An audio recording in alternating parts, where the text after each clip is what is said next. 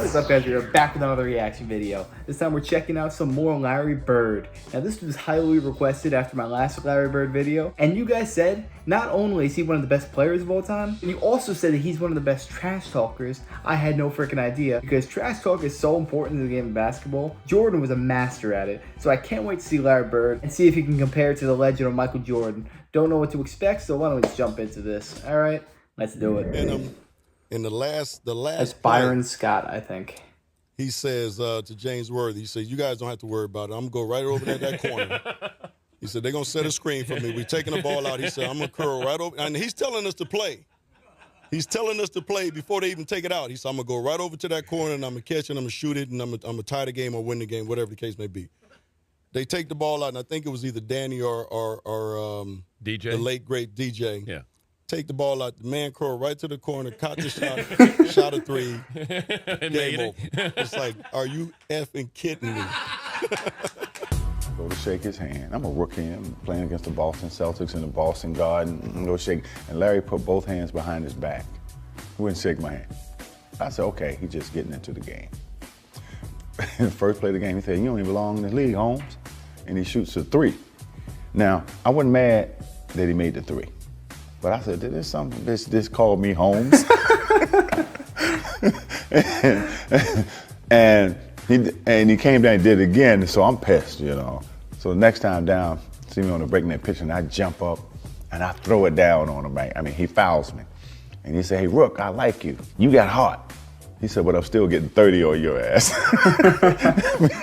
I mean, that's who he was. He but looked that was older the only there, time too. He ever talked trash to me because he respected me because he knew that I was going to keep coming. That really taught me something, you know. If you wasn't prepared to play against guys like that, you got embarrassed. I always tell this story about Larry Bird.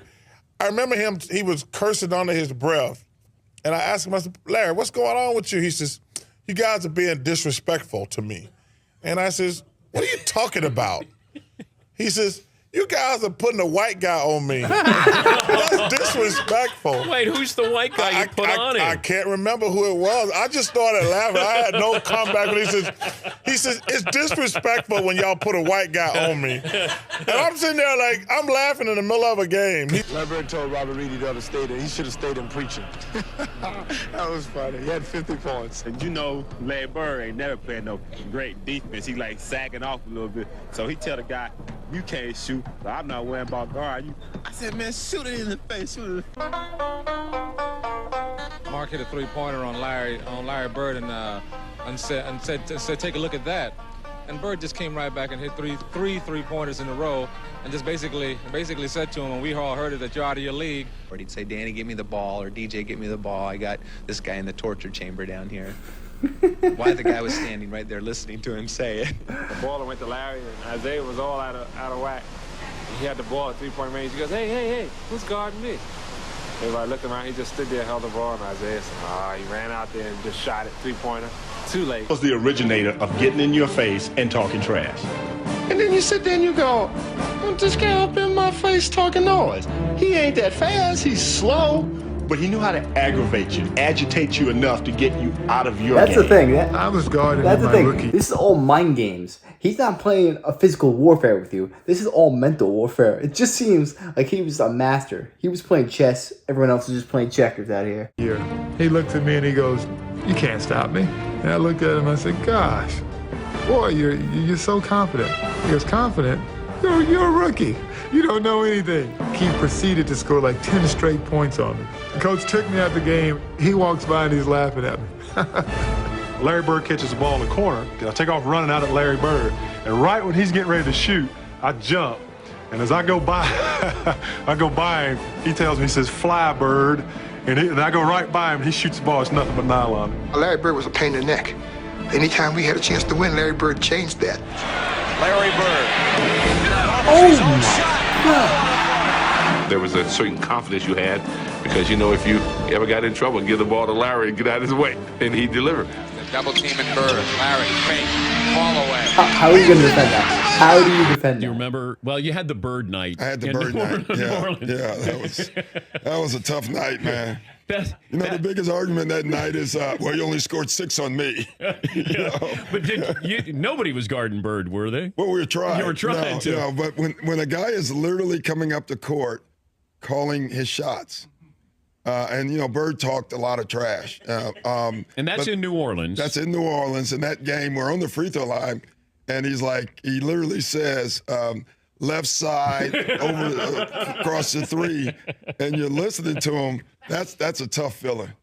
But okay, so you guys got Antoine Carr and Cliff Livingston got fined by Fratello, I think, for and Eddie Johnson makes it look so for easy. Celebrating Bird. Yeah, it was the best film session. Every time when I see Mike, we still laugh. God, it was so good. It was the If he greatest shoots film it, you just session expect it to go ever. in. Because back then you didn't have, you watched the real game and just went, with a video. And Mike rewound the celebration 20 times. He just kept not the shot. He just kept rewinding it, showing the guys. You remember they were giving each other high five. And then somebody falls off the bench. Yeah, too. that was Eddie Johnson. That was Eddie Johnson. Yeah. Eddie Johnson falls off the bench in laughter.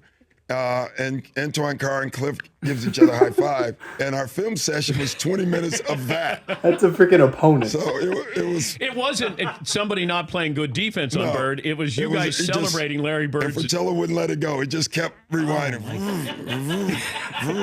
And it was. I think Bird went by the bench one time, too. He fell in the bench. Oh, he did. Yeah, and he called that one. That was the one where he fell in it. He literally said, off the glass into the trainer. And, No way. Yeah, and so it was a bad night. When Larry got on the roll, started shooting the ball, every shot was going in. Goodbye, she's gone. I guess the 2-pointer was too close. When he ran by the bench, he goes, that's a heat check. Just see how hot I am.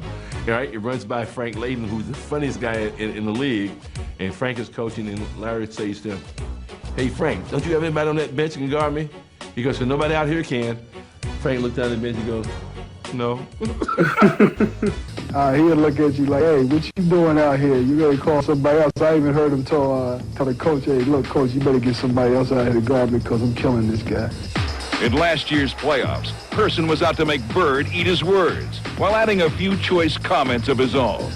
Chuck Person, he definitely has his reputation. During the playoffs, he just went AWOL, and he just went to work.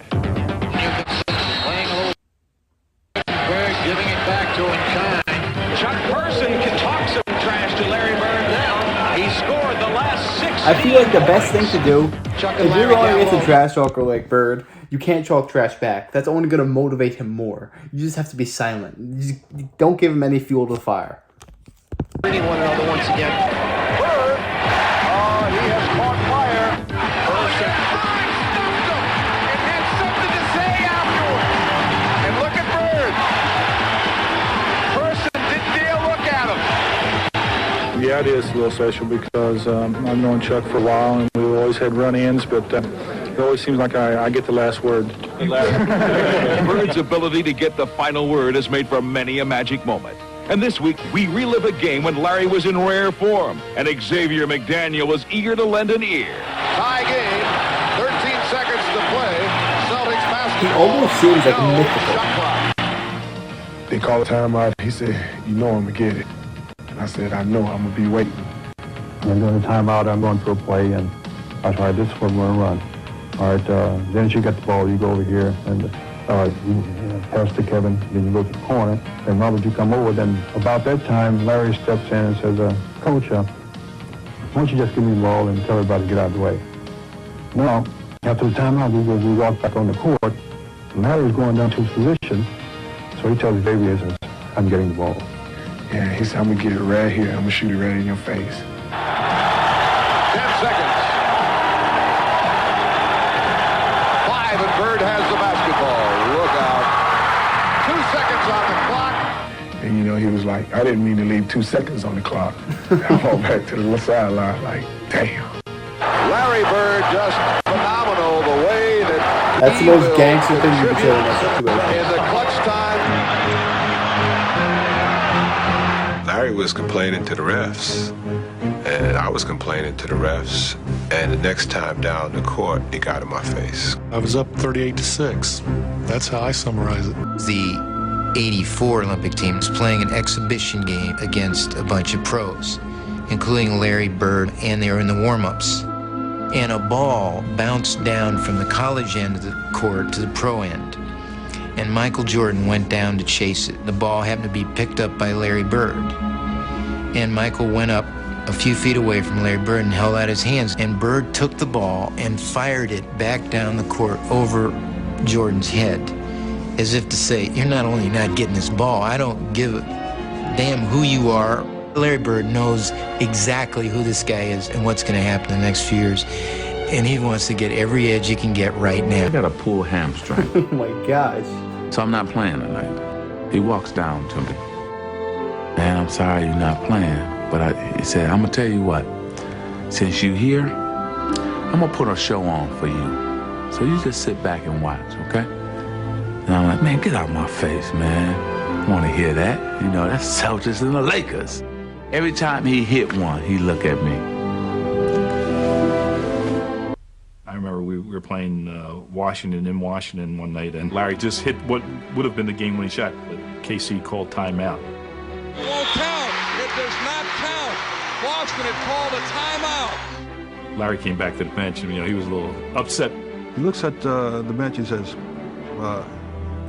hey guys, when I come back after timeout, I'm going to go right to the same spot, and I'm going to kick it in. He told Washington, I'm going to get the He ball. told the defense? 2 seconds He's doing the left. same thing? The Bullets by 1. Aims to Bird. He gets a good shot in the Celtics winner. Are you kidding me? Incredible. Why did they not triple team this guy? Bird wins it at the buzzer.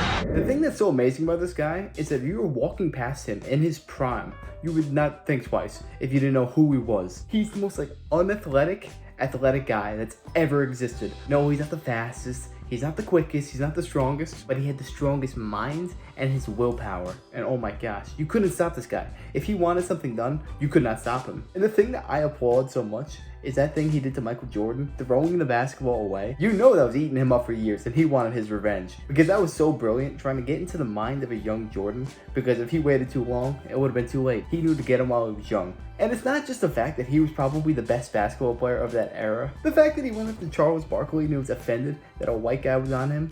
Like, Larry, you are white too. The sheer fact he was offended is so funny to me. And it wasn't that he was slow, it was just that he moved so efficiently. He didn't waste any steps. He literally was a chess player. He did not want to overextend his hand or do anything like that. And it seemed like the only objective this guy had was to win and get inside your head. And it seems like he was effective 99% of the time because no one could stop this guy. But I want to know, if you could take any team in a Game 7 series, your life is on the line, what team do you trust the most to win that series? Me personally, I would have always said the 97 Bulls or something like that. But now I'm kind of reconsidering, it might be the Celtics because I don't want to doubt Larry Bird. But anyways, I hope you guys enjoyed this video. If you did, make sure to smash that like, comment, subscribe.